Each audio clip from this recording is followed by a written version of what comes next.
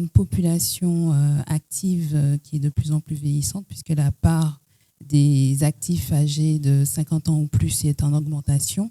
Et c'est en lien avec un départ des jeunes vers l'Hexagone à cause d'une recherche d'emploi ou pour partir faire des études.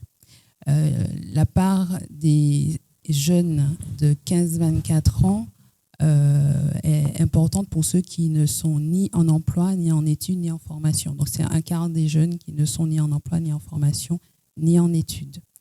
En termes de comorbidité dans la population générale, on a une prévalence de diabète de 11,5% qui touche majoritairement les femmes, surtout du diabète de type 2. On a 25% d'hypertension qui vont toucher 38% des obèses, et on a une prévalence de surpoids ou d'obésité d'environ 53%, dont 20% d'obèses. Donc on a 53% des 15 ans ou plus qui sont en surpoids ou obèses, dont 20% d'obèses.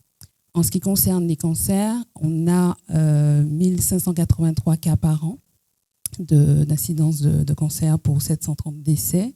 C'est la première cause de mortalité en Martinique, et c'est important de le souligner puisque certaines consommations peuvent générer des cancers.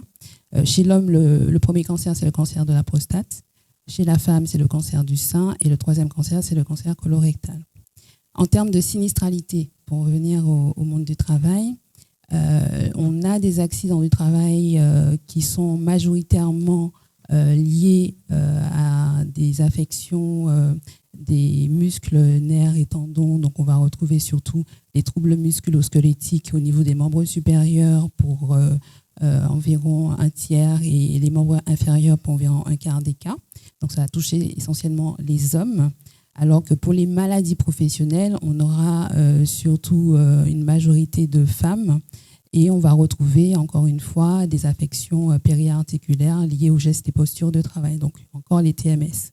Ce qu'il faut retenir, c'est que les TMS peuvent être en interaction avec les risques psychosociaux, puisque les TMS sont liés à des sollicitations des articulations et des muscles, et le fait d'avoir des tensions, notamment du stress au travail, qui font partie des risques psychosociaux, peuvent générer justement une majoration des tensions, notamment musculaires, et des sollicitations des articulations. Donc il faut bien retenir qu'il y a cette interaction TMS-RPS. Donc, ça veut dire qu'à ce moment-là, peut-être que les consommations peuvent soulager à un moment donné certaines douleurs ou certaines difficultés. Effectivement, c'est-à-dire que lorsqu'on interroge certains salariés, ils vont vous dire qu'effectivement, ils ont des douleurs musculaires et qu'ils portent beaucoup de charges lourdes, et que pour tenir et pour se socialiser et faire un effet groupe avec leurs collègues, ils vont consommer ensemble, par exemple, de l'alcool ou du cannabis pour pouvoir être beaucoup mieux mentalement et avoir cette impression d'être mieux aussi physiquement. Ok.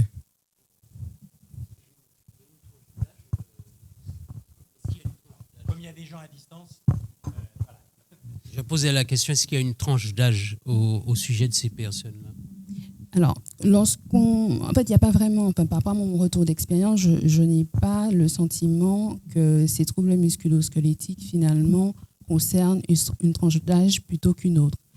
Par contre, il ne faut pas oublier qu'on a une population vieillissante en Martinique, puisqu'aux horizons 2040, on aura environ 40% de sujets âgés de 60 ans ou plus.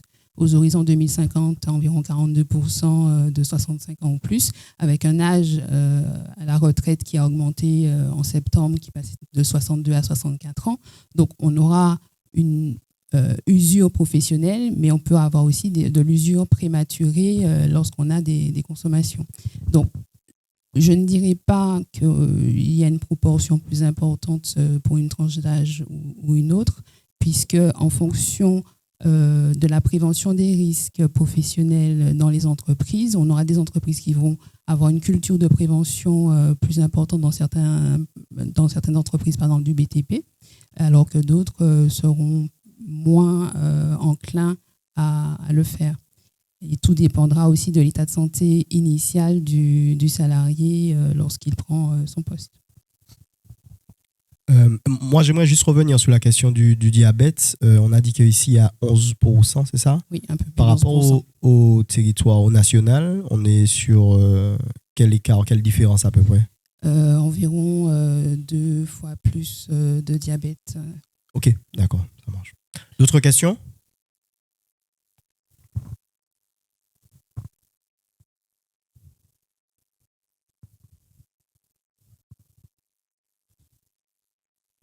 Bonjour. Oui, Dolor Ravi, donc de la DETS. Je suis le chef de département anticipation des mutations économiques.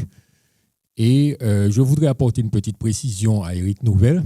Effectivement, 25% des conflits, ce sont des conflits qui relèvent du privé. Par contre, les conséquences sont beaucoup plus importantes en matière de perte d'emploi. Parce qu'effectivement, comment dirais-je, nous avons des gros conflits, comme Air Antilles, etc., France Antilles, etc., où il y a eu énormément de pertes d'emploi.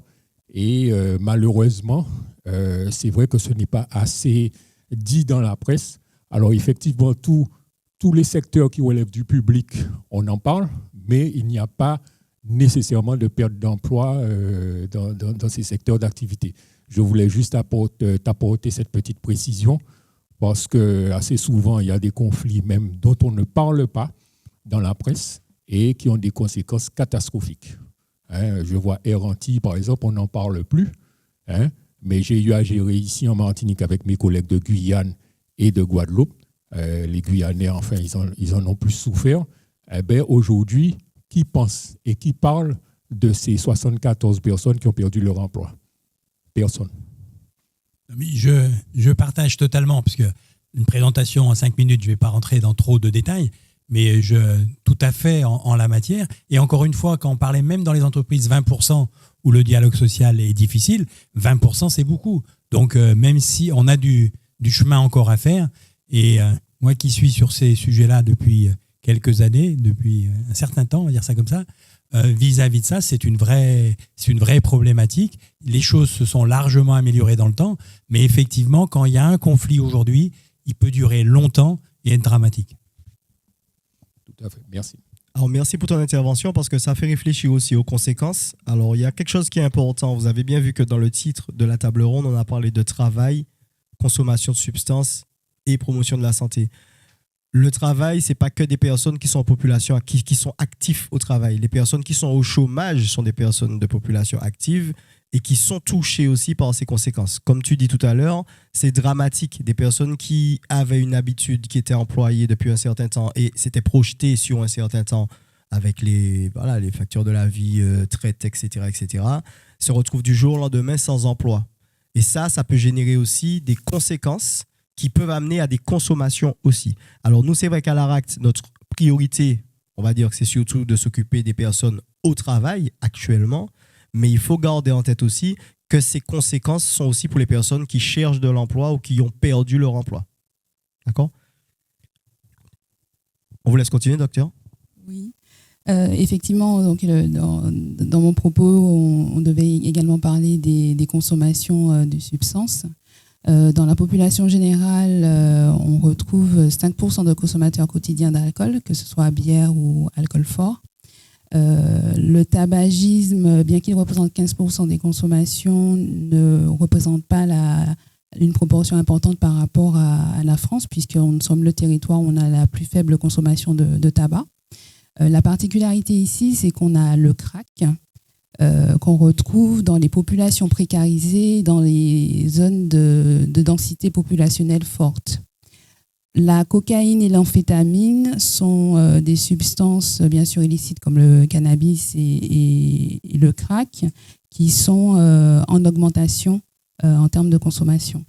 Pour le cannabis, on a 7,2% des sujets âgés de 17 ans qui ont déjà consommé du cannabis. Et on a une consommation régulière pour environ 1,8% des 15-64 ans.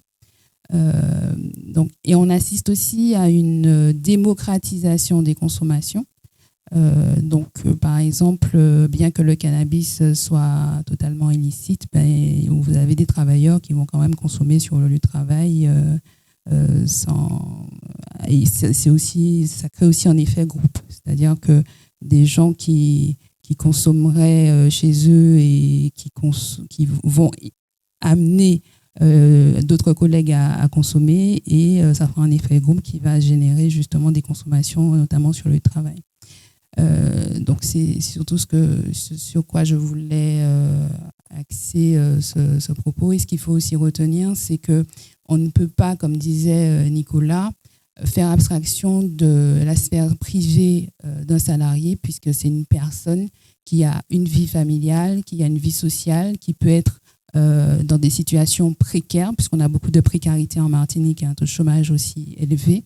Et ces problèmes personnels peuvent se répercuter sur le travail et inversement. Okay. Moi, j'ai une question. Alors, je la pose à tout le monde. Est-ce qu'il y a des secteurs d'activité, par exemple, qui sont plus propices à des consommations alors, peut-être liées à la pénibilité, mais est-ce qu'il y a des secteurs d'activité? Est-ce qu'on aurait une idée, ou je lance peut-être qu'il faudrait qu'on mène une enquête dessus, mais est-ce qu'on saurait à peu près en fait quel secteur d'activité dans lesquels on retrouve le plus de problématiques de consommation, par exemple? En fait, tous les secteurs sont touchés. Tous les secteurs sont touchés parce que, par exemple, si on prend le cas de la cocaïne, on va le retrouver généralement dans les secteurs où on a des professions intermédiaires ou des cadres supérieurs, mais pour le cannabis, ce sera possiblement la même chose. Donc, et même dans d'autres types de secteurs comme le BTP, on va retrouver du cannabis, on va retrouver de l'alcool, alors qu'on va le retrouver aussi chez les professions intermédiaires, les cadres. Donc, je ne peux pas dire, d'autant plus que c'est parfois difficile d'avoir des chiffres, il faut vraiment avoir une relation quand même de confiance entre le salarié et le médecin, puisque si on est dans le monde du travail, ça veut dire que ce sont les services de prévention et de santé au travail qui pourront avoir cette information, puisqu'ils vont poser la question à leur salarié qui va répondre ou pas. Ok. Mais alors, c'est aussi tout l'intérêt du maillage qu'on essaie de construire avec ce dispositif, donc d'être en relation aussi avec les services de prévention, mais aussi avec les médecins traitants, puisque depuis peu, l'ARS est devenue partenaire. L'idée, c'est que les gens puissent se confier aussi sur leur consommation, qu'elle soit en lien avec le travail ou non, auprès des médecins traitants, et que d'une certaine manière, ces éléments puissent rentrer dans l'entreprise avec ces éléments d'information pour faire de la prévention, un peu comme toi tu fais, Carole Alix, auprès des entreprises. Alors, moi, donc ça veut dire que toute catégorie socio-professionnelle confondue aussi, tout secteur d'activité et toute catégorie aussi. Oui. Ok. D'accord. Alors, moi, j'ai une question que je vais poser à Pascal Arnaud, parce que nous, à l'ARACT, on reçoit de plus en plus de demandes qui viennent, on se rend compte, qui sont en lien avec la souffrance au travail. Beaucoup de gens nous appellent en nous demandant de mettre en place un diagnostic ou de les accompagner sur... Très souvent, les termes qui sont utilisés, c'est pas souffrance au travail, mais c'est vraiment du mal-être. C'est comme ça qu'ils le définissent. Donc, on se rend compte que de plus en plus, on a aussi des demandes qui viennent de collectivités, de fonctions publiques. De plus en plus de personnes s'expriment sur le sujet, que ce soit domaine privé, associatif et collectivité. Et donc, ça nous amène à la question de la souffrance au travail et du mal-être. Et pourquoi est-ce qu'on doit parler justement de santé mentale en fait, au travail? Alors, bonjour à tous. Alors, pour faire simple, il faut rappeler en fait que le Code du travail impose à l'employeur de prendre soin de la santé physique, la santé de ses salariés. Donc, ça prend en compte la santé physique et la santé mentale. Généralement, sur la problématique de la santé mentale, on va retrouver en fait un élément phare qui est l'épuisement professionnel, le burn-out.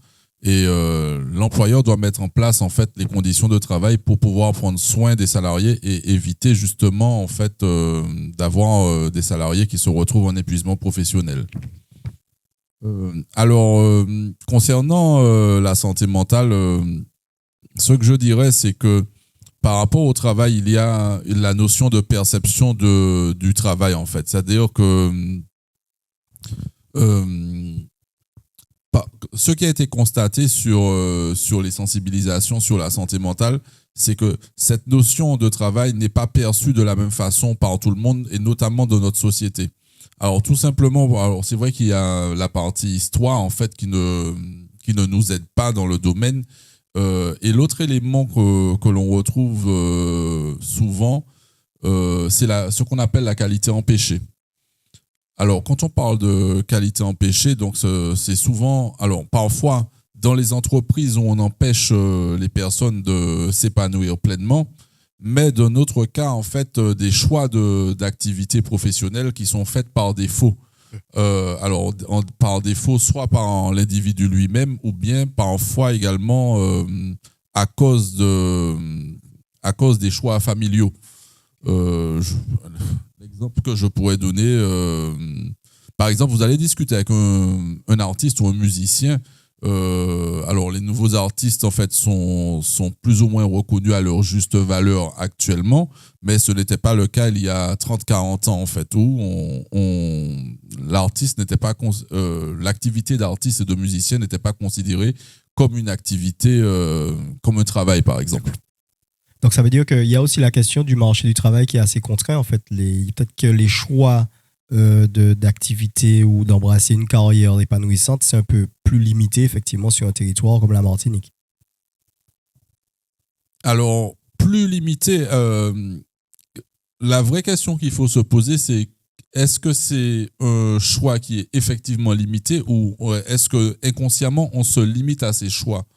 Vous savez, il y a de ma génération, en fait, je vais pas dire de bêtises, mais je pense que ça a un peu changé. Il était encore important de travailler dans la fonction publique, par exemple. Donc, vous aviez encore beaucoup de personnes qui, par des choix familiaux, qui s'imposaient de travailler dans la fonction publique, alors que ce n'était pas un choix voulu, par exemple. Donc, la vraie question qu'il faut se poser concernant les choix au travail, est-ce que c'est notre perception du marché de l'emploi ou si c'est la réalité, voilà. Ok, d'accord. Et tout à l'heure, vous avez parlé des effets marquants en fait, de l'histoire. Est-ce qu'on peut avoir un rapport au travail qui est lié aussi à l'histoire de la Martinique, enfin, des Antilles de façon générale, sur l'idée du travail qui peut être contraint? Alors, c'est un peu ce que vous dites là.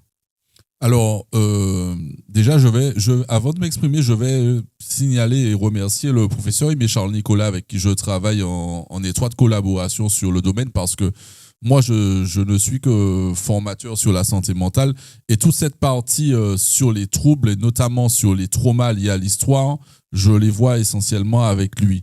Alors, ce qu'il ressort de nos travaux, c'est vrai que nous sommes tous impactés par certains traumas, donc parfois nous en avons conscience et parfois non. Et c'est vrai que le rapport au travail reste difficile par rapport à notre histoire parce que on a souvent cette sensation que l'activité professionnelle est une activité contrainte. Et alors, il y a l'histoire qui n'aide pas, mais il y a aussi actuellement notre perception qui aurait dû évoluer, en fait. Voilà. D'accord. Alors, c'est intéressant parce qu'avec les échanges qu'on a eus avec Dolore et d'autres personnes qu'on a interviewées il n'y a pas longtemps, on s'est rendu compte aussi de la question du job, en fait, du travail informel. Après, c'est encore une fois à revenir sur l'idée que le travail peut être contraignant et qu'à un moment donné, des gens s'épanouissent dans une activité déclarée ou non, parce que bon, on est du principe, Dominique et moi, que le job, ce n'est plus que du caché et de l'informel. Finalement, les gens job aussi en ayant une activité secondaire déclarée. Alors, on peut l'appeler coactivité, c'est ça? Coactivité, monsieur Nouvel? Pluriactivité, mais dans la tête des gens, souvent, on job, même si c'est une activité qui est à côté. Est-ce qu'on a des éléments par rapport à ça? Ou par rapport au professeur Aimé Charles Nicolas, est-ce qu'il a un avis par rapport à cela? Alors, concernant le job, en fait, c'est tout simplement une activité professionnelle qu'on s'autorise nous-mêmes. C'est-à-dire que, alors parfois, c'est souvent même, c'est pour améliorer le quotidien. Donc, par contre, c'est une activité qu'on s'autorise et la grande réalité par rapport au job, en fait, au travail informel, c'est-à-dire qu'on voit de suite les bénéfices de ce travail, tout simplement. Et c'est ce qui fait cette différence entre le travail officiel, quoi. Ok. Il y a peut-être une question de valorisation aussi qu'on trouve à ce moment-là dans la partie informelle et qu'on ne trouve peut-être pas dans le travail salarié. Alors, oui, effectivement, c'est-à-dire que alors, généralement, par rapport à cette question, c'est-à-dire qu'il faut parfois se rappeler des exemples que nous avons. Moi, je sais que j'ai une grande-tante, par exemple, qui travaillait dans une activité dans la banane, hein, tout simplement. Et en fait, je sais que le matin, quand elle se réveillait, elle avait l'expression moi qui fait travail béchéa. Je vais faire le travail pour le béquet. Oui. Et souvent, en fait, le matin, avant de partir au travail, elle avait ses activités à elle pour améliorer son quotidien. Donc, c'était son jardin. Et après, elle avait encore ses activités pour améliorer son quotidien. Et elle considérait tout simplement que c'est cette partie, c'était son vrai travail. C'est-à-dire qu'il y avait le travail qu'elle donnait aux autres et le travail qu'elle s'appropriait, en fait, tout simplement. Et malgré le fait que on est sur une évolution de la société, certains éléments sont encore restés. Effectivement, parce que la question du je travaille pour le béquet, on se rend compte dans beaucoup de cas que l'employeur n'est pas forcément béquet. Donc en fait, finalement, l'employeur, on est d'accord, hein, très souvent l'employeur n'est pas forcément béquet, mais le principe que de dire je vais travailler pour le béquet, c'est quelque chose qui peut être culturel. Et puis il y a aussi demain, il y a banane. Voilà, donc en fait, c'est intéressant parce que finalement, on se rend compte qu'à un moment donné, donc le travail à côté peut-être permet un épanouissement, peut-être. Donc en fait, c'est pour revenir sur la question des risques psychosociaux. Est-ce que pour vous, la question des risques psychosociaux, ça va, vous êtes au fait avec ça? Au niveau du travail, on va s'intéresser aux conditions de travail, d'accord, qui sont marge de manœuvre, latitude de manœuvre, climat social, etc., etc. Et quand c'est connoté négativement, ça peut avoir un impact sur la personne. Ce sera en fonction de ses ressources. Et là, on passe des risques psychosociaux, c'est-à-dire des facteurs qui peuvent être aggravants, aux troubles psychosociaux qui sont les conséquences. Anxiété, dépression, etc. etc. Donc, ça voudrait dire effectivement, quand je vous écoute, que les personnes qui ont fait des choix contraints, pour X raisons, peuvent se trouver à un moment donné en dissonance avec ce qu'ils souhaiteraient faire et que ça peut générer à ce moment-là des troubles psychosociaux sur du long terme à ce moment-là. Oui, c'est exactement ça. C'est-à-dire que, alors, vous savez, quand vous avez parlé des addictions, et il faut, selon moi, en fait, vous avez posé une question au début, vous avez dit si vous deviez poser la question sur les addictions, il n'y aurait pas eu de doigt levé. Et je crois que par rapport à l'addiction, il faut au contraire être très clair par rapport à son addiction. C'est-à-dire que on a une addiction, il faut parfois tout simplement l'admettre. Alors là, le problème au niveau professionnel et dans la sphère privée également, c'est que trop souvent on met le doigt sur l'addiction elle-même, alors qu'il faudrait peut-être mettre le doigt sur les conséquences des addictions, sur les troubles générés par rapport aux addictions, parce que qu'est-ce qu'une consommation abusive d'alcool, par exemple? C'est au cas par cas, en fait. Alors que par contre, le trouble généré, les conséquences du trouble, on peut mettre le doigt plus facilement dessus. Ouais. Mais alors, c'est intéressant aussi de s'intéresser à la cause, parce que nous, c'est vrai que ça, c'est important pour nous. Vous savez, c'est un peu comme le médicament, on connaît tout ça, c'est pas une pub, le Doliprane. Quand on a mal à la tête, on prend un Doliprane, mais ça ne règle pas la cause des maux de tête, qui peut être la déshydratation, les soucis, etc. Donc, c'est vrai que je vous rejoins sur ça, mais moi, j'attire aussi l'attention, effectivement, sur l'intérêt de comprendre pourquoi les gens consomment. Alors, c'est vrai que c'est un peu le travail en termes d'addiction des collègues du XAPA. Et d'ailleurs, c'est en échangeant avec eux qu'on s'est rendu compte de la question finalement de la réduction des risques. Parce que quand on est dans un domaine de santé au travail et de rapport au travail, il est très difficile pour un dirigeant, un manager, etc., de qualifier une addiction. C'est pas, enfin, moi-même, je ne sais pas. Et comme tu dis, c'est au cas par cas. Enfin, ça dépend de beaucoup de paramètres que des médecins spécialistes peuvent évaluer. D'accord, ou des professionnels. Ben justement, c'est peut-être pour cette raison qu'il serait plus utile de mettre le doigt sur les troubles générés par l'addiction, c'est-à-dire les retards au travail, l'effet sur le collectif et sur la performance. Exactement. Okay, d'accord. Voilà. On l'abordera de toute façon effectivement sur le troisième temps. Je vous propose que c'est bon pour vous. Est-ce que vous avez des questions? Sinon, on va passer au second temps. Ok.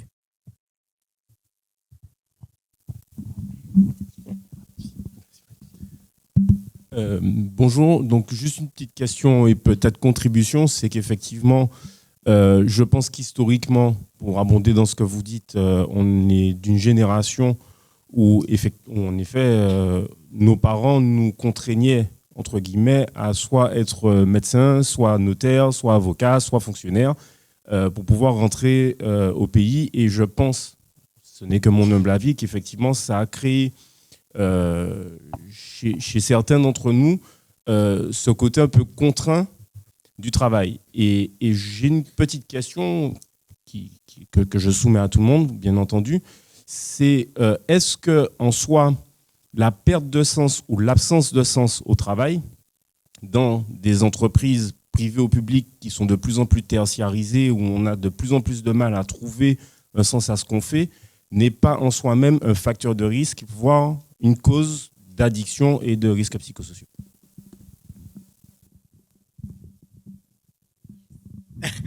Prenez une feuille, vous avez 2 heures.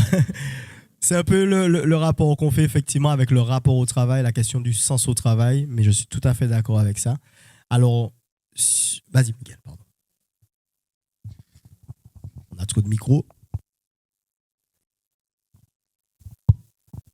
Oui, je veux juste apporter une précision, mais ce serait plus un retour d'expérience, puisque j'ai parlé de manière globale, hein. Tout ce que j'ai dit avant, ça concernait vraiment les entreprises privées et la fonction publique, parce que moi je suis au CHUM effectivement, mais depuis très peu de temps. Donc l'expérience que j'ai, c'est une expérience vraiment du secteur privé. Oui, en termes de risques psychosociaux, le fait par exemple de placardiser des salariés, de leur changer leur mission, de changer d'organisation sans information peut générer effectivement des troubles psychosociaux et entraîner des difficultés et des consommations, puisque si on cherche vraiment dans l'interrogatoire ces consommations, on peut les retrouver effectivement et on peut trouver la cause de ces consommations.